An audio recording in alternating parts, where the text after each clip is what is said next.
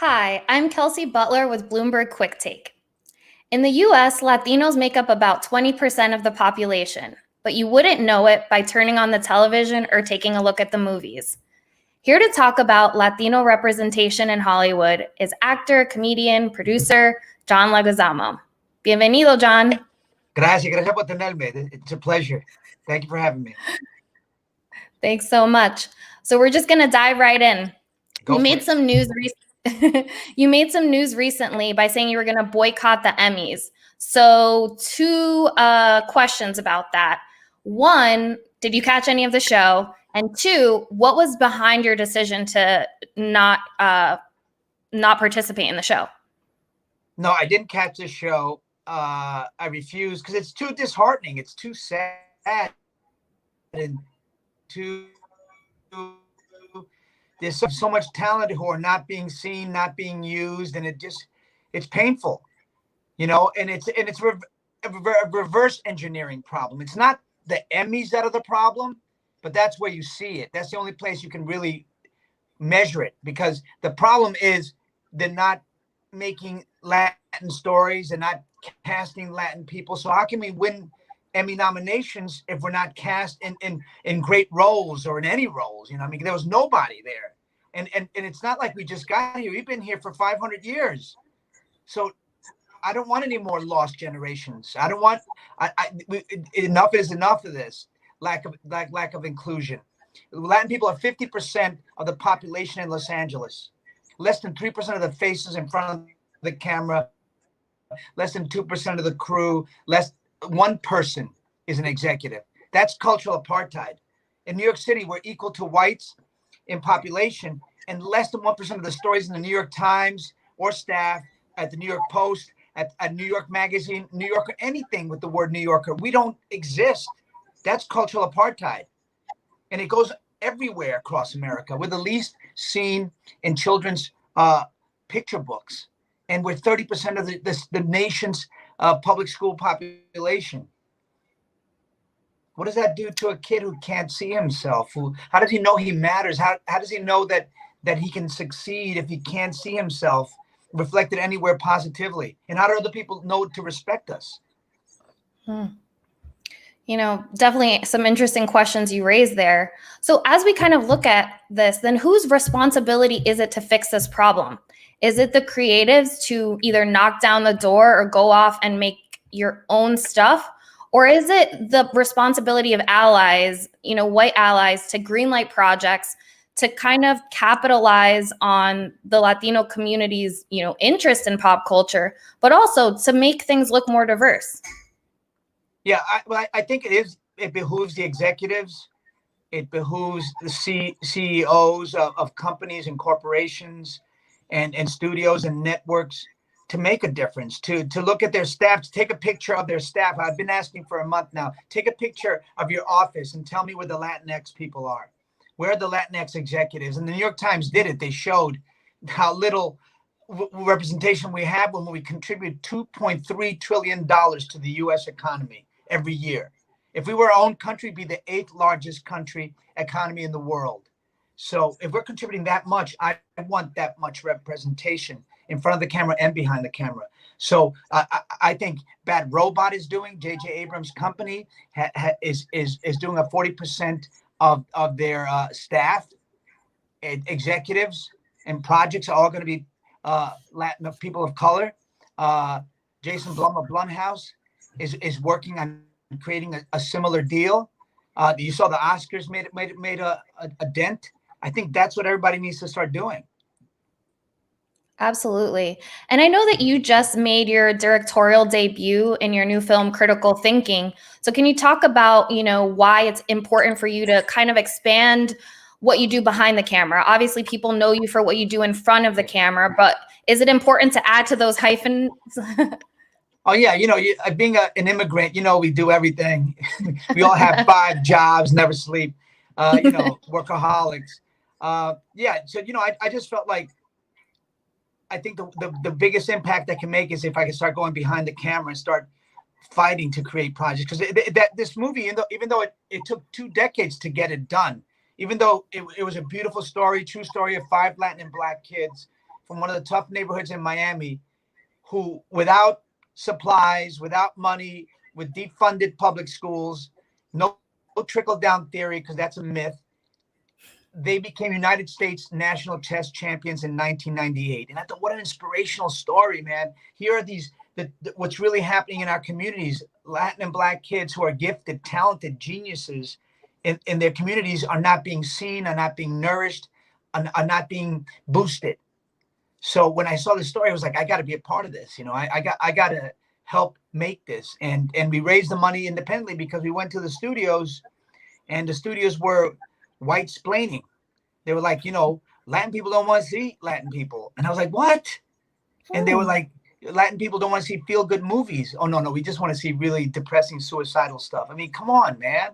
So I had to raise the money independently, and this great man, Harvey Chaplin, who I'll always be grateful to, gave us the money, the $3 million, and we had 23 days to shoot it. I want to kind of build off of that. The Latin community has a really big pop culture footprint. I think Sábado Gigante was, one of the longest running variety shows ever, and that was in Spanish. Telenovelas are seen by billions of people around the world. So to your point, like, what is Hollywood missing about this huge audience that exists out there? Well,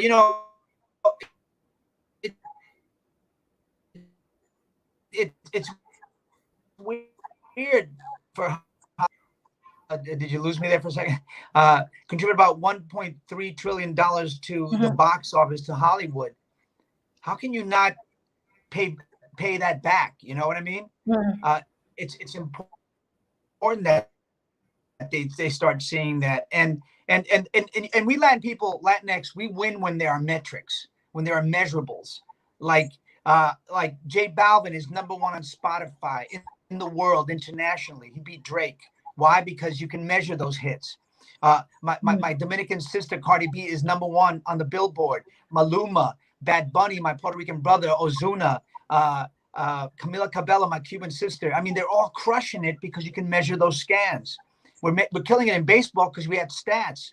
In politics, AOC, Jessica Ramos, Catalina Cruz, Cindy Polo, Debbie Mercasal Powell. We're winning where you can measure votes, but when we have to rely on an executive's opinion or taste, we lose because they don't know us, they don't care about us, and that's where it ends. Well said. Well, I know you're a man of the people, so I'm going to throw it to a question from the audience. How do we get more education for Latinos in schools, and as well when it comes to the acting world? Yeah, well, schools is a wild thing. I mean, I think we need to change textbooks and to include our contributions, because we're the only ethnic group that's fought in every single war America has ever had. We're the most decorated minority in every single war. And I'm talking about the American Revolutionary War, where 10,000 unknown Latino patriots fought out of 80,000. So we were 1 in 8. I want to see that information in a textbook. 20,000 of us fought in the Civil War. And we had officers from Puerto Rico and Chile, and we had the first admiral. I want to see that in textbooks. Also, we're 30% obviously of the population of public schools, and we know what the magic bullet is for public schools. We got great teachers in America. We have the buildings. We need money. We need people like Betsy DeVos to stop defunding public schools and put that money in public schools and stop trying to do vouchers, because charter schools are beautiful, but they only take care of the elite kids in those neighborhoods. What happens to the rest of us?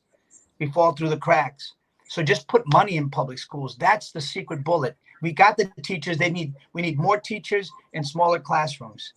And we need to be prepared for those gold standard tests. And they need to do that in junior high school, middle school. We should know how to do those tests. In New York City, we have 3 gold standard public schools: Brooklyn Tech, Bronx Science, and Stuyvesant. And we Latin and Black children are 7% of the population in those schools. Why?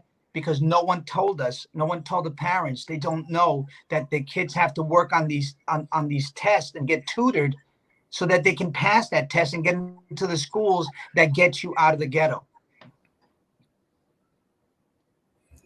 Yeah, no, definitely a lot of interesting points there. I want to circle back to one thing that you said about some of the Latin history that exists, Latinos fighting Yeah. in the Revolutionary War, in the Civil War. In your show, Latin History for Morons, which was your one-man show in New York, it was changed into it turned into a Netflix special. One of the things that stood out to me was that you said you were almost embarrassed about some of the things that you didn't know about the Latino community. Was that kind of what drove you to bring that to a mainstream audience there? Yeah, I mean, I kind of grew up in America feeling less than, that was the microaggressions and the messaging that you get when you're not visible, when you don't see yourself as a hero in a comic book, when you don't see yourself as a hero in a TV show or in a history book. I mean, how do you know what your self-worth is? How do you build that out of thin air?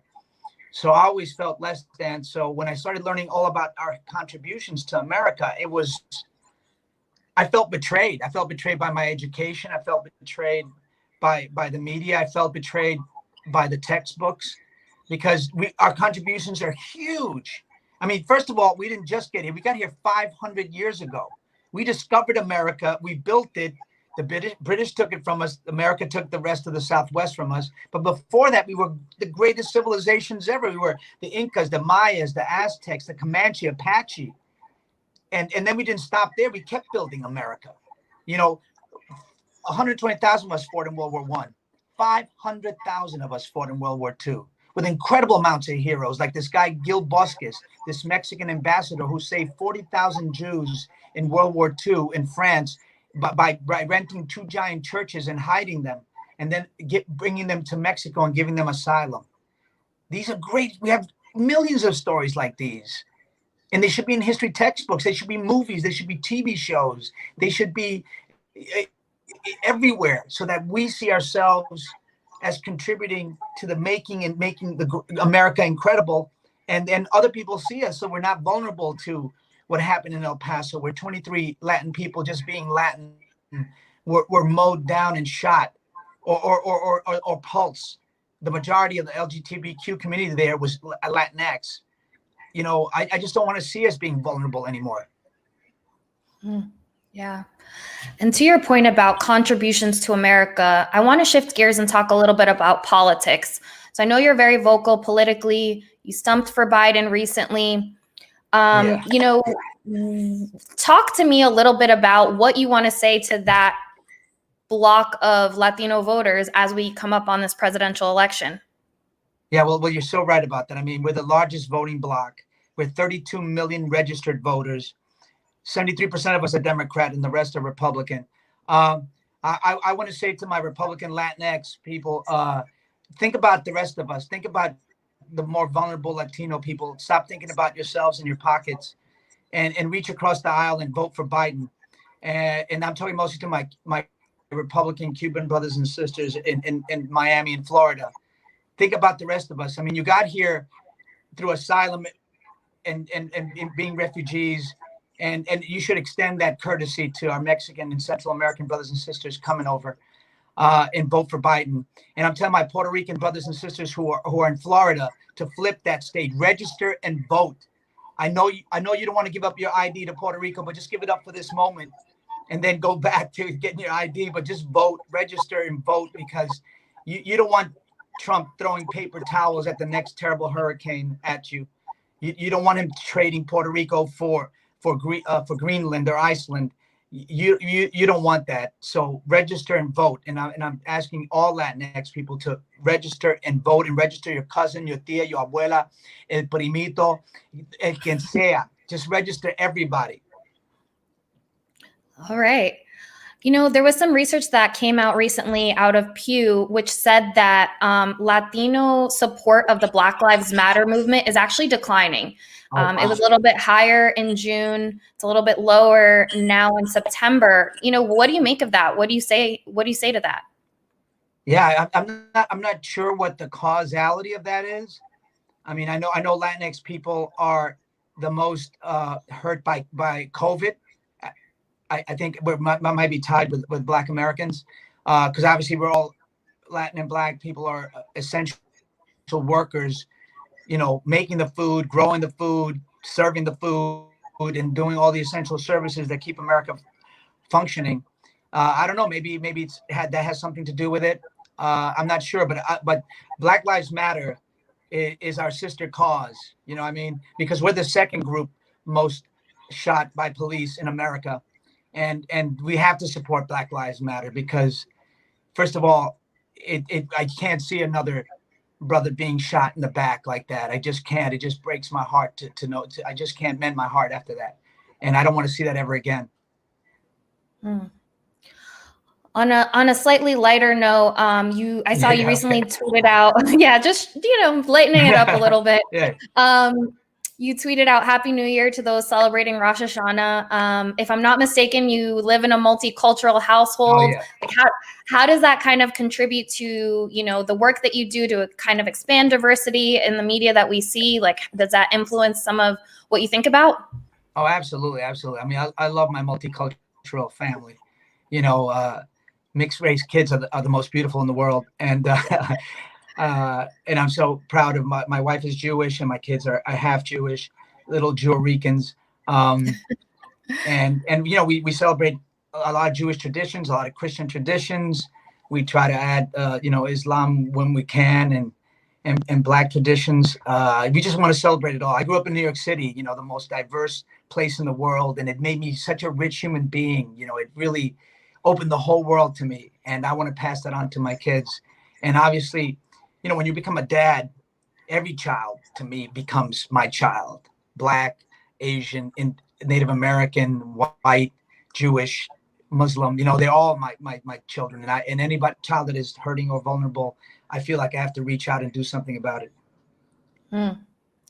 Well, you did mention that you're a New Yorker, which, I knew. So I'm going to throw some rapid fire New York questions at you quickly. Okay. I feel like I probably know the answer to this, but Mets or Yankees? Mets all the way. I grew up in Queens. What do you want? I used to go as a child to Shea Stadium, Yeah, my Mets are on my team.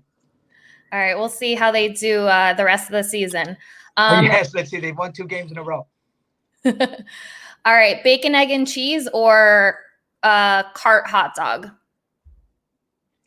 The bacon, egg, and cheese on a Kaiser roll from the bodega with a cafe, full of milk and sugar. It's like dessert. There's barely any coffee in it. Exactly. The coffee is basically white at that point. Yeah. And sugar. All right. Who are you more scared of, a bodega cat or pizza rat? Oh, wow. I think those bodega cats are vicious, man. They've been fighting, rats and everything. I wouldn't mess with them. Very good. Very good. So kind of circling back to what we started off talking about, representation of the Latino community in Hollywood. If we sit down and we have this conversation in 5 years, what do you think we'll be saying then? How do you think things will look? Well, I'm really hopeful. I feel like this is a real reckoning for America. I think between the Black Lives Matter movement finally taking a hold of Americans' conscience and COVID giving us this moment to really be able to think about things and have a reboot, I think there's going to be big changes. I feel like, because I'm already talking to publishers who understand that there's a dearth of Latinx content and children need to see themselves reflected as they are. From studios reaching out, I see a lot of producers also really thinking about how to make a difference, how to include more, and I think we're going to see movies with us in it, Black and Latin people, Asian people, Native American, LGBTQ. I mean, it doesn't have to be just white males. It really doesn't. I mean, you can make a movie with all of us and still have an incredible Oscar-winning flick. Awesome. Well, very well said. We could definitely chat with you all day, but I think that's a good place to leave it. Thanks so much for being here and chatting about Latino. It was a pleasure. Thanks so much. Muchas gracias. And hope to talk to you again soon. Hasta la próxima. Sí. Chaito.